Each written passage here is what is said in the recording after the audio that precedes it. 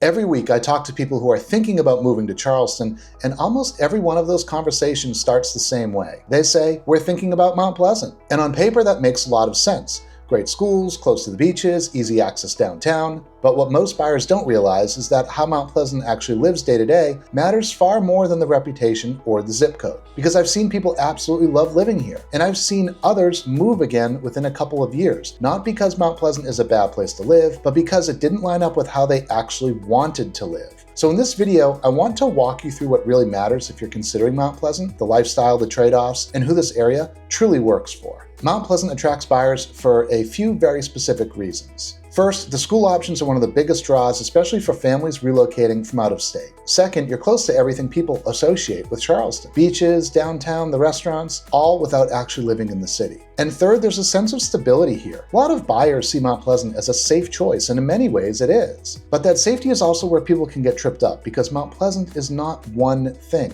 It's a collection of very different neighborhoods, price points, and lifestyles, and they all don't feel the same. Over the years, I've helped a lot of buyers relocate to Charleston, including many who were convinced Mount Pleasant was the right move before we ever looked at a map. And once you start comparing how people actually live here versus other parts of the area, the decision becomes much clearer. That's why I put together a buyer guide that breaks down everything Charleston and Charleston neighborhoods so people can see the differences side by side instead of guessing based on reputation alone. One of the biggest things buyers don't fully appreciate about Mount Pleasant is cost versus convenience. You will generally pay more here, often significantly more for the same size home you'd find in other parts of the Charleston area.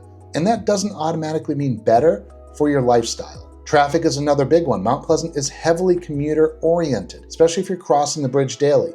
What looks like a short drive on a map can feel very different during peak hours. That doesn't make Mount Pleasant a bad choice, but it does mean it works better for people who value proximity in schools over space, privacy, or flexibility. In my experience, Mount Pleasant tends to work best for buyers who want strong school options, people who prioritize being close to the beaches and downtown, families who want newer infrastructure in established neighborhoods, and buyers who are comfortable trading space for location. If that sounds like you, Mount Pleasant can be an excellent long-term fit. But if you're looking for more land, quieter neighborhoods, or better value per square foot, there are other areas in Charleston that often surprise buyers once they explore them. The biggest mistake I see buyers make is assuming Mount Pleasant is automatically the right choice, without comparing it to other areas that might better match their priorities. I've worked with many people who started their search convinced this was the place and ended up much happier elsewhere once they understood how different neighborhoods actually function day to day. Mount Pleasant isn't a one-size-fits-all solution, and treating it that way can lead to frustration down the road.